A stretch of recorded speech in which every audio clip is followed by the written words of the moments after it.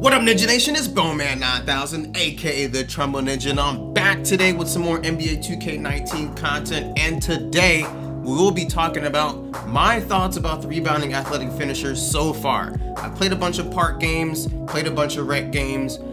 Here are my thoughts about what I think about the build online. So if you guys have not made the build yet, great, you can check this out. It may sway you one direction or the other.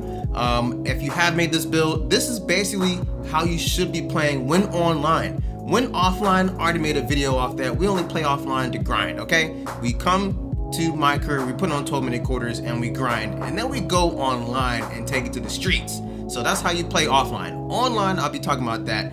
Before we get into that, I do want to thank everybody who's been coming through the channel since the beginning, after the beginning, since a few weeks ago, since yesterday. Shit, I mean, if today is your first day on the channel, thank you very much. So yeah, thank you guys for all the support. I really appreciate that. If you have not clicked like or subscribe, do both.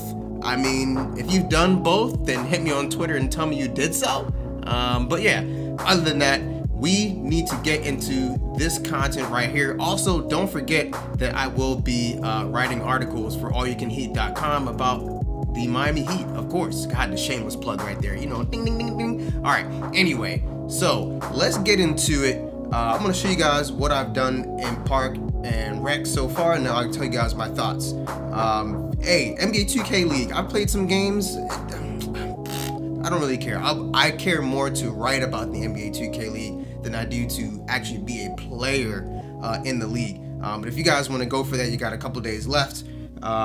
Let's see, where are we going to? VIP stats. Okay, so on the Pro-Am, this tells you a lot. If you just look at Pro-Am right here, out of my friends, I have the bronze trophy. I don't know how I got that. I'm sure more people have more wins than me or more games played. But on Rec Center, I'm 79 and 49. I had a better record, but I'm basically been playing with randoms a little bit, going half and half, because you guys have not really been in the Discord. Some people have been there, but haven't been able to get a full 5. I would love to get a full 5 in the Discord. I'll drop the link to that in the comments. Teammate grade on the Rec Center is I got the silver trophy of my friends, A-. So yeah, 15 points a game, 11 rebounds. So it can be done. I do average a double-double on the Rec Center and almost on the Pro-Am. I'm like, what, like less than a rebound away from averaging that in the Pro-Am. But let me tell you what you need to do, okay? What you need to be doing is using your badges. Don't do any weird things outside of your badges. That's number one. Number two, what you need to be doing is don't play timid.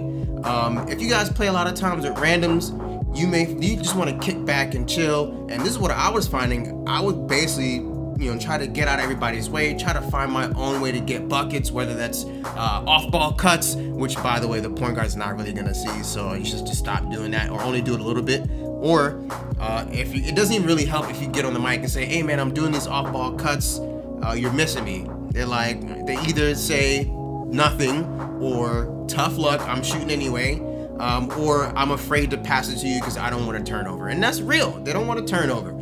So don't play timid. Every time you get the ball and you're near the rim, shoot it. Take a layup, take a hop step, a drop step, back down real quick and see what your opponent will do against you. But don't pass back out. I'm just saying. Now, if you're playing with actual friends, maybe you pass back out. You guys got a team concept you guys want to run, and you know if you're open, they're gonna find you. But if you're playing with randoms, they're not gonna find you. So here are my badges. I'm halfway through, 50%, literally 50% of the way through the second bar of 92 overall. So I'll be getting 93 overall shortly. But yeah, there's that. So here are my badges. Let's skip past that. Badges, Lob City Finisher. In order to get attempts at the Lob City Finisher, once you have your badge and you feel comfortable, you're going to have to get on the mic and ask for it. A lot of point guards are scared to throw it up there, or they may not have the badge at all, or they may have it like bronze or silver. They may not feel comfortable enough, but you need to get on the mic and encourage them in a positive way. Don't get on the mic. Don't you love when you're on Rec Center and you just say, hey man, why don't you can pass me the ball? Nobody wants to hear that, man. Most people either in a party with other people or they are kicking it with no mic plugged in. They have a mic, they're just not plugged in. So use your badges. Lob City Finisher, you're gonna have to ask for it. Put back King, I know you might do some weird layups, still take them. Go for dunks every time. Don't hit the square button. Always use the right stick, because using the right stick, you get to control what you're actually about to attempt.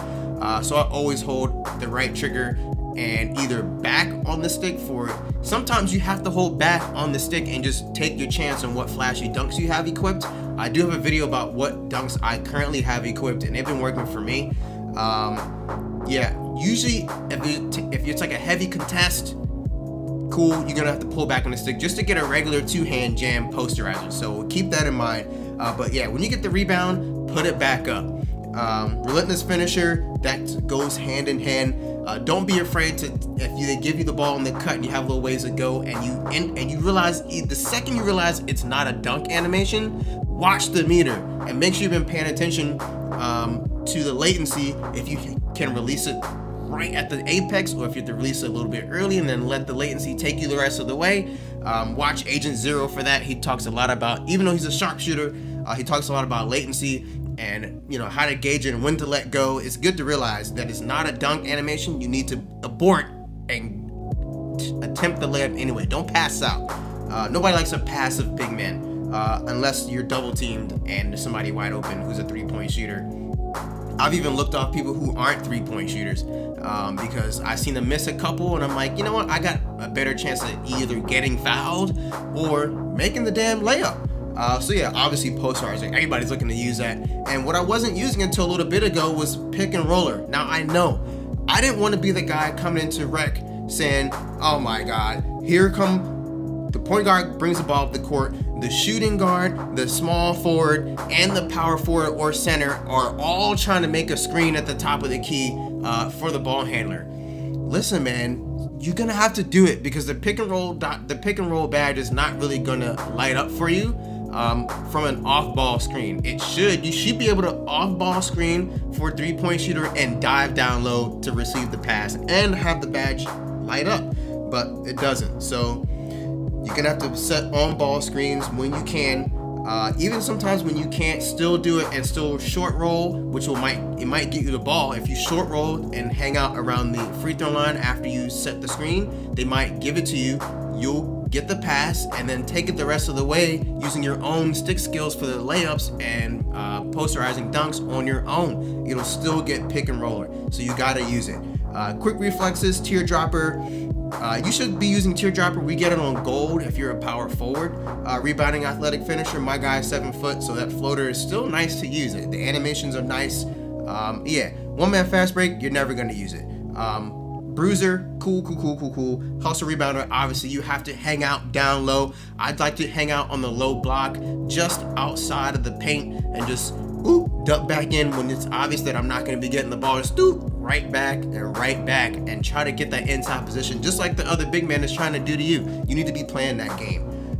So yeah, acrobat, you need to get that badge if you have not grinded it all the way, because sometimes you take a layup and although you think you're just going straight up regular basic layup, he contorts his body and suddenly you're taking an acrobatic layup. I know we only get it to silver, but it's good to get. You need to have it. In case it lights up, you need to be able to know I did all that I could do by maxing the badge out.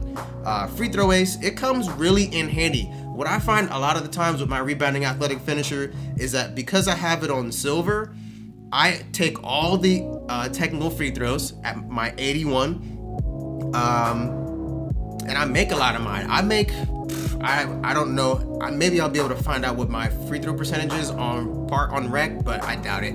I shoot a really good percentage, because I know my free throw release. I've been using Ray Allen since I think that was NBA 2K17, when they used to call a timeout in the middle of your free throws and the camera would go away and you still have to take the free throws. It helped me learn the timing on that, and I just never changed it. Never change it.